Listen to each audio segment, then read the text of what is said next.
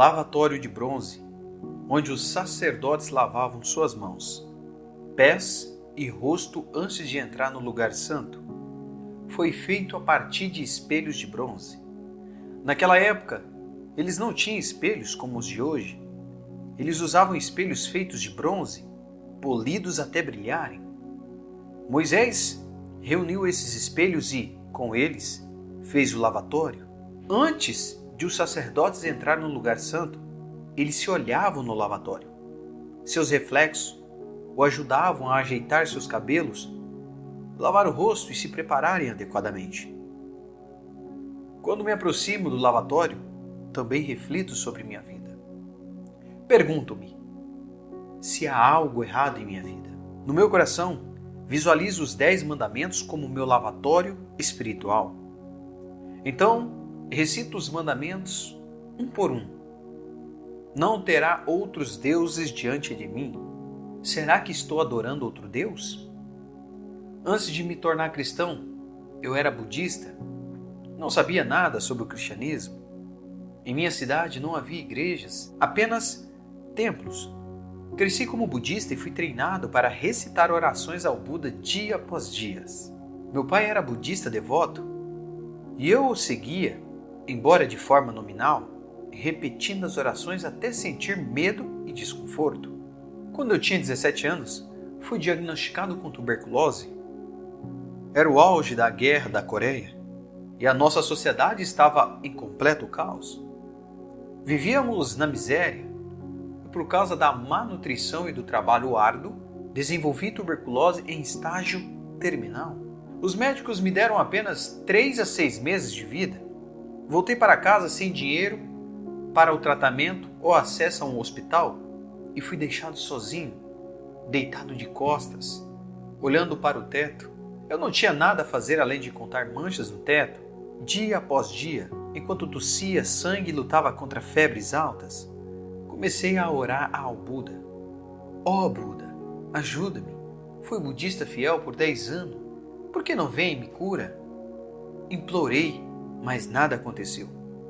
Finalmente, pensei que talvez o Buda tivesse saído de férias ou abandonado seu posto. Desesperado, decidi mudar minha oração. Buda, se você não está aí, Deus, se existe um Deus no universo, venha em meu auxílio. Menos de uma semana depois, uma garota cristã do ensino médio, a caminho de casa, me visitou. Ela começou a testemunhar sobre Jesus. No início, foi muito resistente, mas ela continuou vindo, dia após dia, chorando por mim. Sua preocupação e o amor finalmente me convenceram e comecei a ler a Bíblia que ela me deixou. Eu nunca tinha ido a uma igreja ou ouvido um sermão, mas por causa dessa jovem comecei a ler os evangelhos. Achei que a Bíblia seria como o texto budista, que eu conhecia bem, mas descobri que era totalmente diferente. A Bíblia falava sobre uma pessoa, Jesus Cristo, o Filho de Deus. Jesus perdoava pecados, expulsava demônios, curava os doentes, alimentava os famintos e ressuscitava os mortos. Enquanto a religião budista era filosófica e lógica, a Bíblia era prática e cheia de vida. Eu precisava de um Deus prático, não de um Deus filosófico, porque eu estava morrendo de tuberculose. Um dia, ajoelhei-me sozinho, sem saber como orar. Eu disse, Senhor Jesus, se você é realmente o Filho de Deus, prove isso para mim. Sou jovem, tenho apenas 17 anos, muito jovem para morrer. Você poderia tirar grande proveito de mim se me curar. Tentei fazer um acordo com Deus. Se você me curar, serei seu servo e irei onde quer que me mande pregar. De repente, senti uma paz indescritível e uma alegria que me inundou. Levantei-me e comecei a pular de alegria, gritando, algo aconteceu! Algo aconteceu! Na época, eu não conhecia a palavra aleluia, nem sabia cantar uma música cristã, mas sabia que algo havia mudado em minha vida. Mais tarde, quando fui aos Estados Unidos, descobri que havia uma canção chamada Ele Tocou-me, cuja letra expressava exatamente o que eu sentia naquele momento. Deus interveio miraculosamente em minha vida e me libertou de outros deuses, como o Buda, e me levou ao Pai Celestial e a Jesus Cristo. Depois disso, fui para o seminário e me formei em 1958. Desde então, por 45 anos, estive no ministério e nunca me arrependi de ter me tornado cristão. Jesus Cristo tem sido a fonte de alegria, paz, vitória e tudo mais em minha vida. A tuberculose nunca voltou, pois Jesus Cristo me curou completamente. Agora, quando oro diante do lavatório espiritual, lembro-me de que costumava adorar outros deuses, mas não mais. Agora, tenho apenas um Deus, nosso Pai Celestial e Jesus Cristo. Também me lembro de não me prostrar diante de ídolos, embora hoje em dia não nos curvemos diante de estátuas de ferro, pedra, ouro ou pedras preciosas. Muitas vezes nos curvamos diante dos ídolos do dinheiro, do poder ou de relacionamentos, como nossos filhos, cônjuges e assim por diante. Por isso, todos os dias peço a Deus que revele qualquer ídolo em meu coração e que me ajude a destruí-los. Então, sigo os outros mandamentos, como respeitar o nome de Deus e manter o dia santo. No nosso caso, guardamos o domingo, o dia da ressurreição. Eu ensino fortemente em nossa igreja a importância de dar o dízimo e manter o domingo santo antes de buscar as bênçãos de Deus. Quando fazemos isso, vejo Deus abrir as portas do céu e abençoar de maneira extraordinária aqueles que seguem esses princípios. Por fim, a Bíblia nos ensina a honrar nossos pais.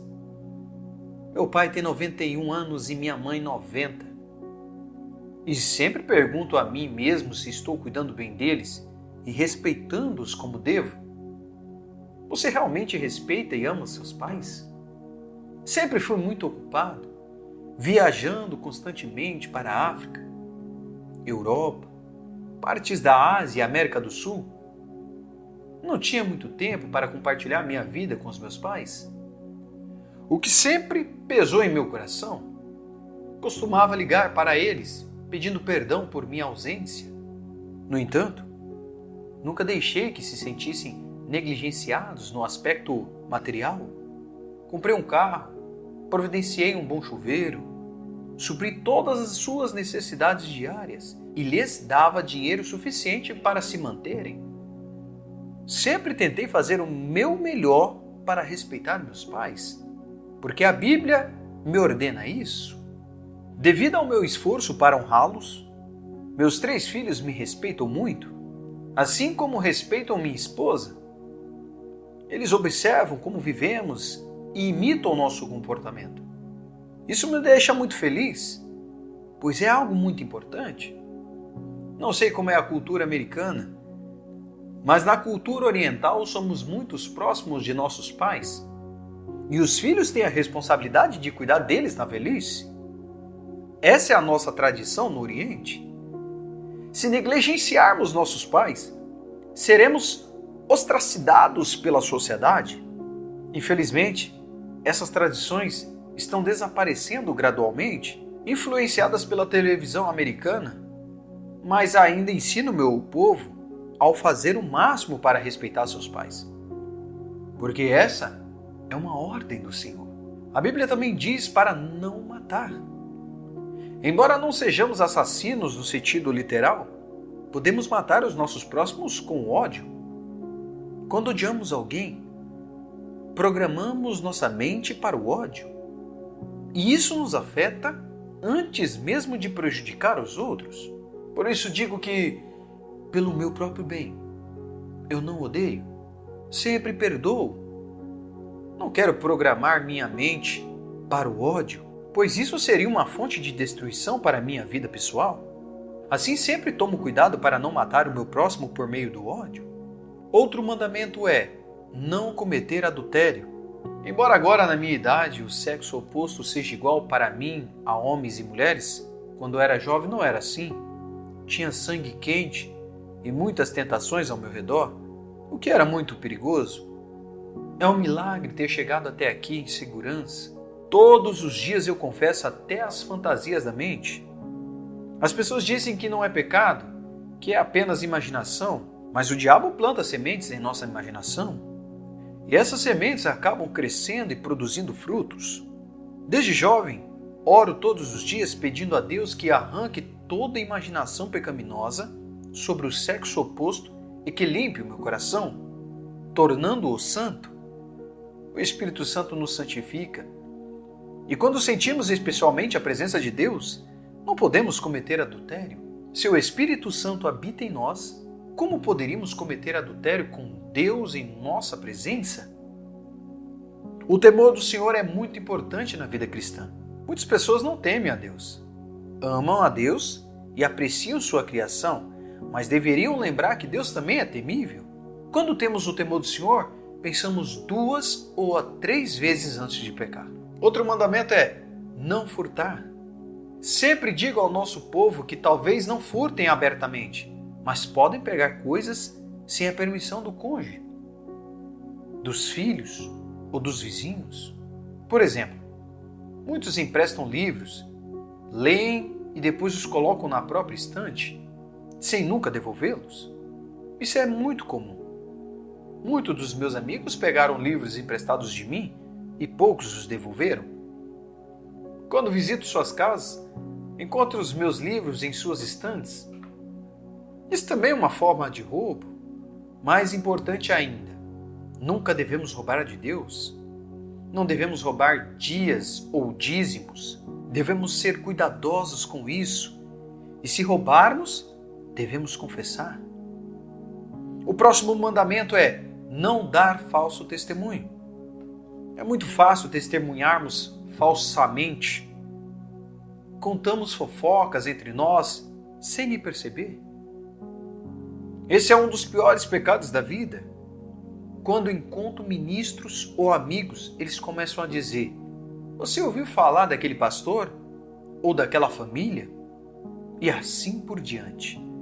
Depois dessas conversas, sinto meu espírito manchado. Então todos os dias oro. Ó Deus, ajude-me a não dar falso testemunho. O último mandamento é: não cobiçarás. Quando era jovem, eu cobiçava, pois quando minha esposa e eu estávamos começando nossa igreja em uma barraca, vivíamos na pobreza. Nossos vizinhos tinham carros bonitos, roupas de qualidade e viviam uma vida abundante.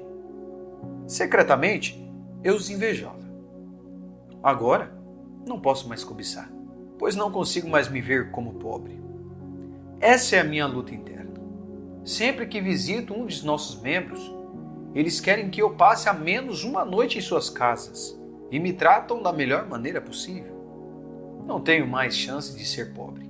Quando era jovem, vivemos muita pobreza, mas agora, pela graça de Deus, não podemos mais viver assim. Sempre digo a Deus: Pai, há 50 anos, quando eu estava vindo de uma cidade para Seul, na Coreia do Sul, viajando em um trem de 3ª classe, eu estava sem dinheiro, sem casa, sem nada. Mas agora, depois de 50 anos, vejo como estou abençoado. Tenho uma esposa maravilhosa, 3 filhos lindos, uma casa boa, carro, dinheiro e uma igreja abençoada. Todas essas coisas vieram de Ti, Senhor. Deus é um Deus bom, um Deus de abundância. Pela minha própria experiência, sei que Deus deseja abençoá-los mais do que você deseja ser abençoado. Não precisamos cobiçar os que os outros têm, porque viveremos em abundância se honrarmos a Deus com nossos dízimos e ofertas. Muitas pessoas não deixam espaço em suas vidas para as bênçãos de Deus porque estão cheias de seus próprios desejos e cobiças. Mas, se liberarmos nosso tempo e os nossos recursos para Deus, Ele abrirá as portas do céu e derramará suas bênçãos em nossa vida, enchendo-a com uma vida abundante e maravilhosa. Então, depois de terminar essa parte da oração, estou pronto para entrar no lugar santo. eu abro a cortina e entro no lugar santo. Quando entro, imediatamente vejo à minha esquerda o castiçal de 7 braços brilhando. Esse castiçal é o símbolo do Espírito Santo e é representado pelos 7 Espíritos. O Espírito de sabedoria, entendimento, conselho, poder, conhecimento e temor do Senhor e santidade. Quando chego a essa parte, olho para o Espírito Santo e digo: querido Espírito Santo, através da sua unção, dê-me sabedoria. Ajude-me a resolver todos os problemas com sabedoria. Ó Espírito Santo, dê-me entendimento, permita-me compreender as verdades profundas de Deus, para que eu possa transmiti-las ao nosso povo. Pai Celestial, dê-me conselho, para que eu possa lidar com sabedoria com os problemas, tanto meus quanto dos nossos irmãos. Ó Deus, dê-me poder tremendo, para que eu possa curar os doentes e expulsar os demônios. Dê-me conhecimento, especialmente o conhecimento da Bíblia e também o temor do Senhor. Ó Deus, deixe-me andar suavemente diante de Ti, para que eu não cometa pecado. Mantenha o temor do Senhor em mim, através do Espírito Santo, e me conceda santidade através da Sua presença. Então eu oro, especialmente quando nos aproximamos do Espírito Santo. Devemos lembrar que Ele é uma pessoa. Ele não é como uma nuvem, chuva ou neblina, que são apenas símbolos. O Espírito Santo é uma pessoa santa, parte da Trindade. Deus Pai, Deus Filho e Deus Espírito Santo. No Antigo Testamento, durante 4.000 anos, o Pai estava à frente, trabalhando, e o Filho Jesus e o Espírito Santo estavam atuando em unidade. No início do Novo Testamento, o Filho, Jesus Cristo, veio e completou a redenção da humanidade. Quando ele ascendeu ao céu, o tempo do Espírito Santo começou no dia de Pentecoste. Esta é a era do Espírito Santo. Ele habita em nós, na igreja, e está presente na terra. Através da pessoa do Espírito Santo, temos serviços vivos para o Senhor. Entender a pessoa do Espírito Santo é muito importante. Em 1964, quando eu tinha 3.000 membros, minha igreja cresceu muito rapidamente. Fiz tudo o que podia, mas a igreja permanecia estagnada em 3.000 membros. Clamei ao Senhor: ó Deus, estou destinado a ter apenas 3.000 pessoas? Certo dia, após uma reunião de oração matinal, em um inverno muito frio, todas as pessoas foram embora e eu fiquei sozinho no canto da igreja, orando e implorando a Deus para enviar mais almas. Acabei adormecendo profundamente e senti que estava na presença da glória de Deus.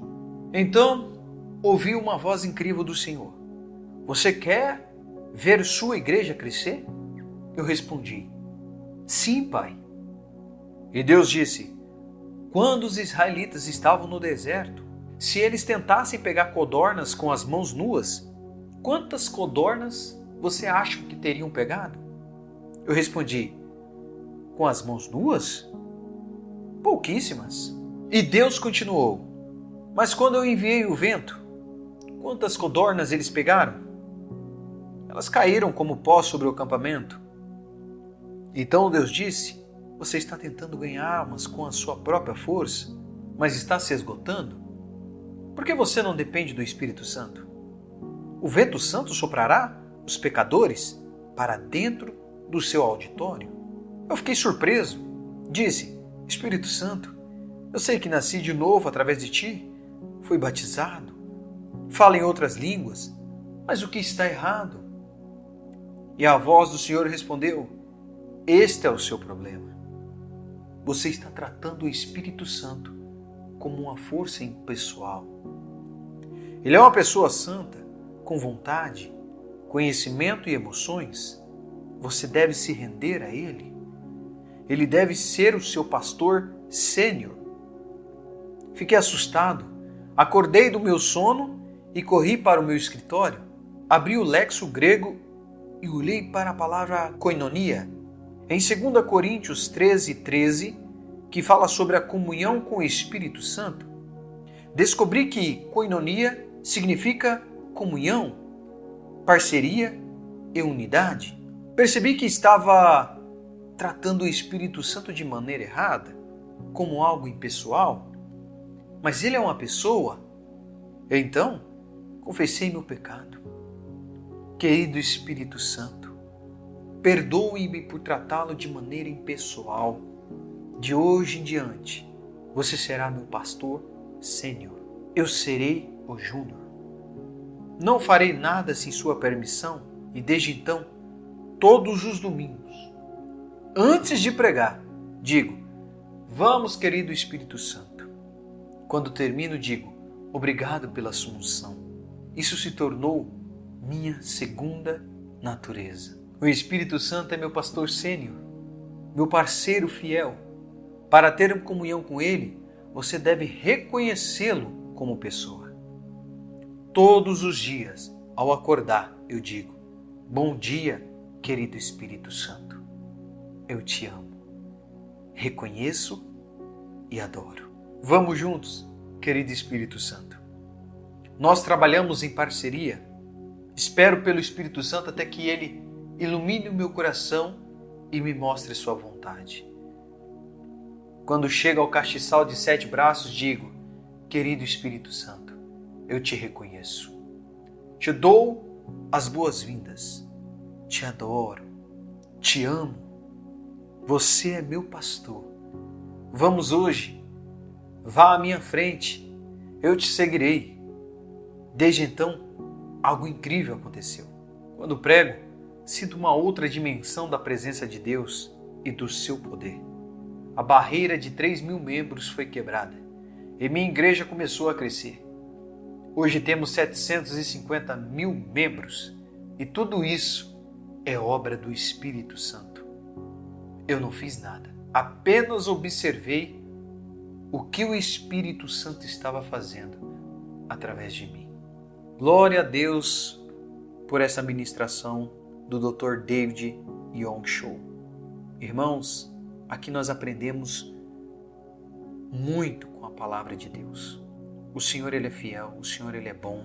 Peço a todos que ouviram esta ministração que venham compartilhar com seus parentes, venham compartilhar com seus amigos, curtem, se inscrevam no canal, pois esta obra é a obra do Senhor. Que Deus os abençoe em nome de Jesus. E até o próximo vídeo, assim, se Deus quiser.